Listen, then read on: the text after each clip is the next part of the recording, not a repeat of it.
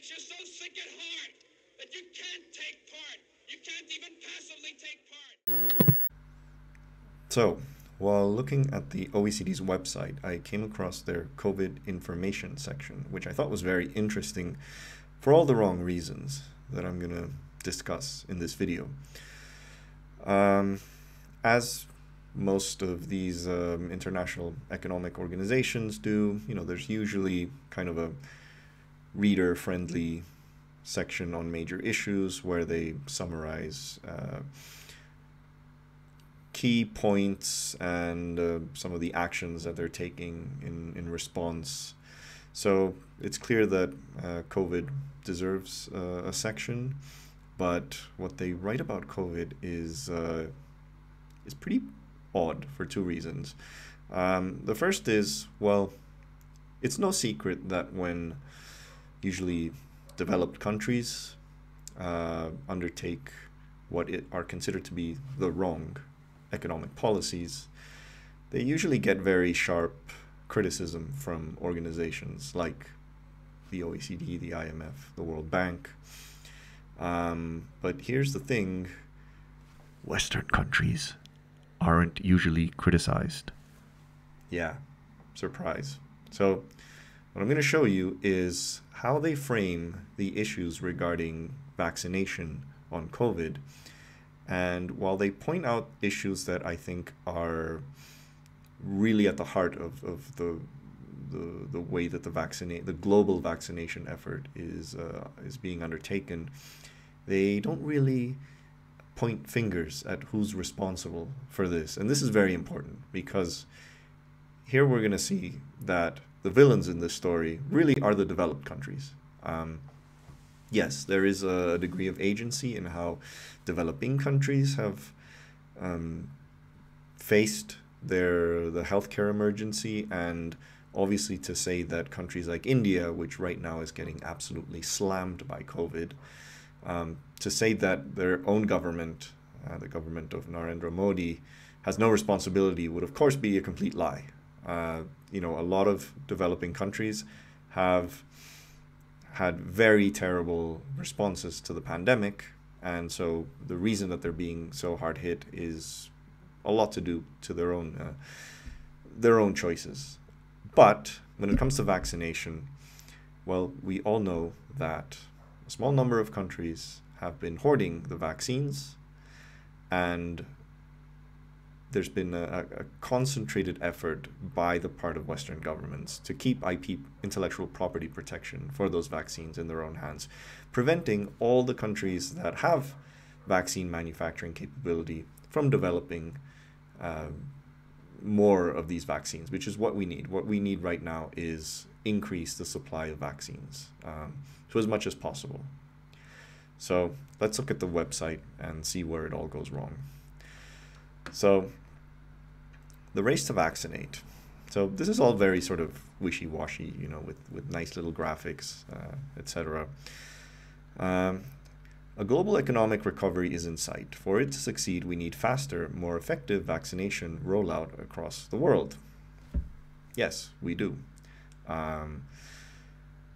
But nowhere here does it really go into detail of why there isn't a more effective vaccination rollout around the world, and what role the rich countries, specifically the countries that are part of the OECD, so the OECD should really be talking about their own members, but you won't see that anywhere here. So this is the part that I thought was just insane. So the vital importance of trade. Without trade, there is no vaccine. Many countries are involved in the production and distribution of vaccines, which includes many components ranging from preservatives, vials, syringes, needles, cold boxes, freezers. Keeping markets open, whether by reducing tariffs, streamlining trade-related processes, or ensuring better logistics coordination, is vital for a successful vaccine rollout. So this is kind of crazy that in the middle of a pandemic, you're making you're sneaking in a case for free trade. And here's the thing. You don't exactly need zero tariffs or very small tariffs, things like that, to ensure that vaccine um, components can be traded. So this is the myth that there is zero trade unless if there isn't free trade. You know what I mean? Like there was no trade between Mexico and the U.S. before NAFTA, or between U.S. and Canada. There was no trade within Europe before the EU. This is preposterous. So there has been huge amount of global trade before the advent of free trade, which basically means zero or close to zero tariffs and zero impediments. I mean, even in the case of a pandemic, it's obvious that the trading system will work, even if you don't have, or rather, even if you do have some degree of tariffs, etc. So then they go off on a series of infographics of who are the top exporters of ingredients. You'll notice that a lot of these countries are developing countries. Mexico, Turkey, China, Argentina, India. So we can safely assume that there is potentially some leverage in these countries for withholding trade if it were to be that vaccines were denied to them. But what it seems clear here is that the OECD expects all the suppliers of the components of vaccines to, follow market logic, reduce tariffs, trade. But there doesn't seem to be any infographics of vaccine hoarding by the rich countries. So I would think that you would have to make this case on both sides. It's the responsibility of countries to not withhold exports of components, but also that the countries that manufacture vaccines don't withhold those vaccines once they're being produced. Because if not, the situation that you arrive in is one in which everyone has to collaborate for the rich countries to produce the vaccines, but then the rich countries use them for their own populations and won't export them until they're finally done. Notwithstanding the fact that, again, a case like India is being absolutely hammered by COVID right now. And India actually has exported a big chunk of their vaccine production. So this is ridiculous. And here's a chart from G0 Media. These have been the main COVID vaccine makers. So China has exported, looks like around half of their total production of vaccines.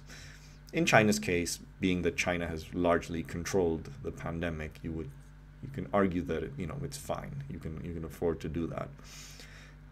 But here's the U.S. The U.S. has pretty much hoarded its entire production of COVID vaccines. The U.K. is not included here, but if it were, it would not be much different than this. And India, on the other hand, has exported maybe a bit less than half.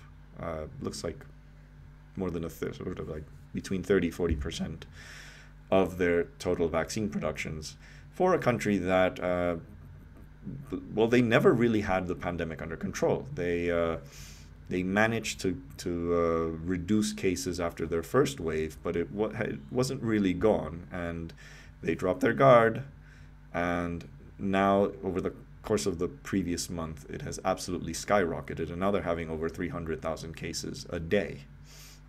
So looking back, and you would think if all these doses had been hoarded the way that the US and the UK did, maybe they'd be doing a bit better than they are now. So here's the thing, again, the OECD is really worried about all these countries potentially not exporting the components of the vaccines. But who's been the major the big country that has prevented vaccine component exports? That's right, it's been the US. So the US has restricted exports of COVID-19 vaccine raw materials, despite the fact that India has made numerous requests to lift those bans. And, well, there you have it. Joe Biden has been using the Defense Production Act, which Trump also used. So this has given the priority to U.S. companies to basically take over vaccine components and use them for domestic production.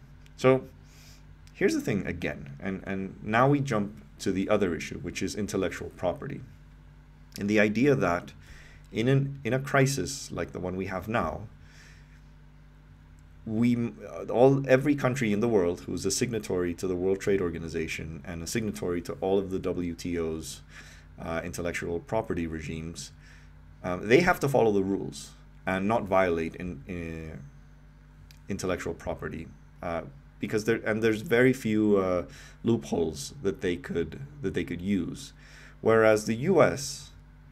can violate the spirit of free trade that the OECD is defending. The U.S. clearly can do it for the sake of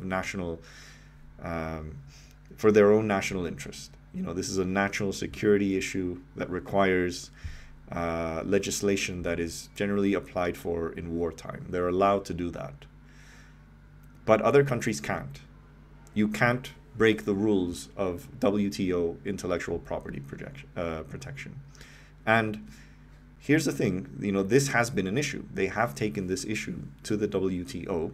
Various developing countries have asked for waivers of IP protection for COVID vaccines so that they could produce COVID vaccines that have already been designed elsewhere. And unsurprisingly, the Western countries, so these are the ones that have voted no, the ones with the red cross, those have almost entirely been Western countries who have blocked any effort to have IP waivers on COVID vaccines.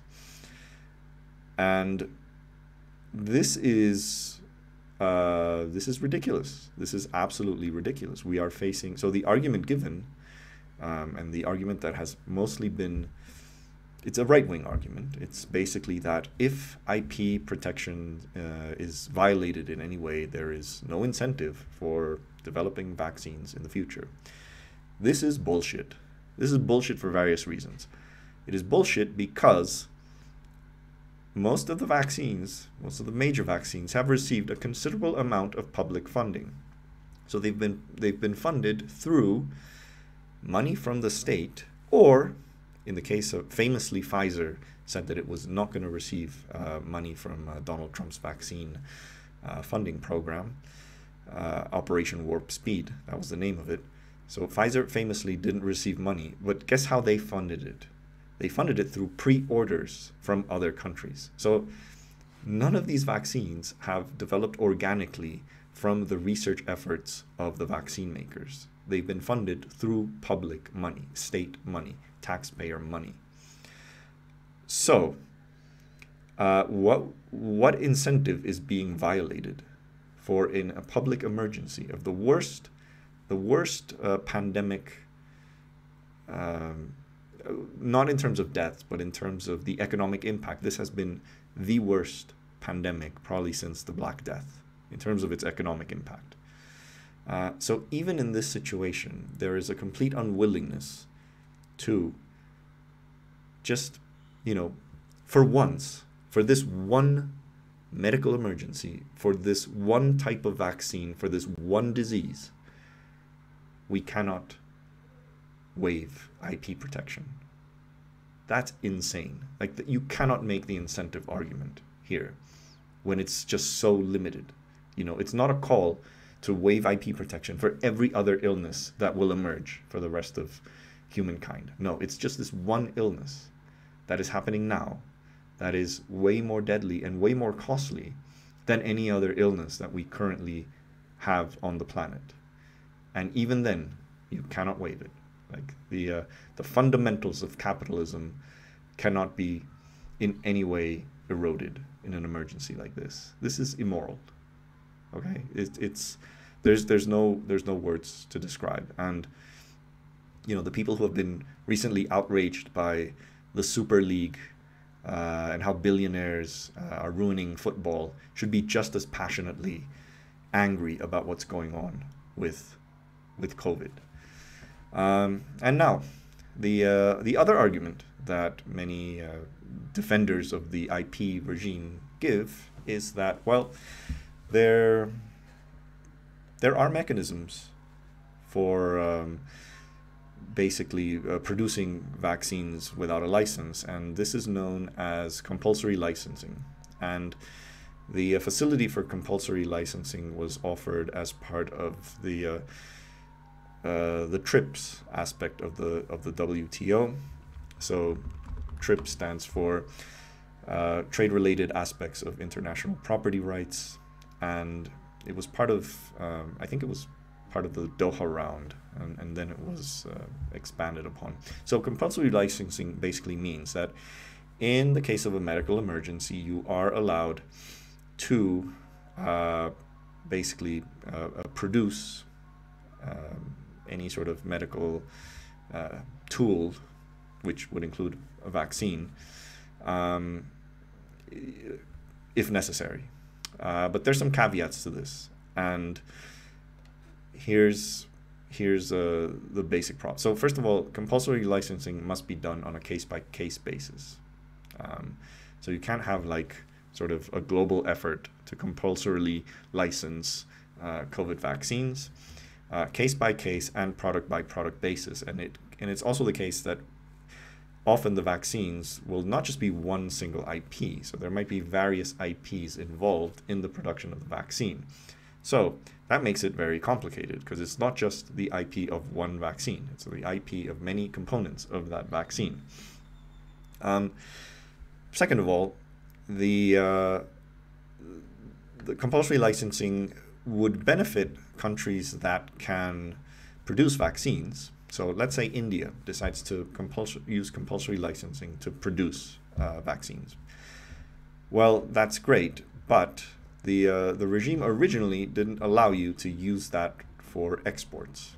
So it could only be limited to domestic production. And what we need right now in the world is basically for all the countries that have vaccine production of any kind to develop vaccines. So this could be, in the case of India, a country that is currently being hammered by COVID, but it could also be countries that are not really that affected by COVID at this moment.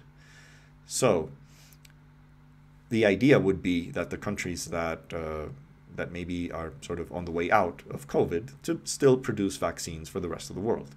And that's how you do it. That's the global effort that I think most people would want to see. But it's not happening. So you can't really... so there's a caveat to this. Now, apparently, there was a recent change, which says that, yes, you can actually get a foreign company. You can apply compulsory licensing for production outside your country. So I can get a company, like a generic drugs company outside of my country and give them a compulsory license to produce for my country's market. So this is supposedly for the benefit of countries that don't produce vaccines. But in the case of COVID, we still have a lot of problems because it's not just one country that has issues. So this would work in a situation where one country would be suffering from the pandemic, but rest of the world is fine. So yes, this country that cannot produce vaccines can get a company outside of its borders to produce the vaccines for itself.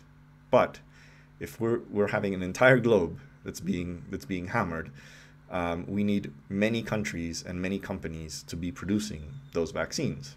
And especially for example, if you wanted to hire, if Bangladesh, let's say Bangladesh is not being hammered by COVID, and they want to get India's Serum Institute, which is the world's largest vaccine production company, if they want to get the Serum Institute to produce a vaccine for whatever virus they're being hit by, well, the Serum Institute has to also produce vaccines for its own market, and so it won't necessarily have the capacity to produce for everyone else. That's why we need every country that can produce vaccines to be producing COVID vaccines. So that's That's really it. That's the problem. The existing legislation on compulsory licensing, I think, is focused primarily on localized epidemics. So it's not designed for a crisis like the one we have now. And unless you're in a situation where you're willing to apply IP waivers or some other major change to the current IP regime, it'll be impossible to actually have this global coordinated vaccine effort that institutions like the OECD very easily call for. But in practice, they're not really doing any effort to achieve this aim. So I'll just leave you once again this chart.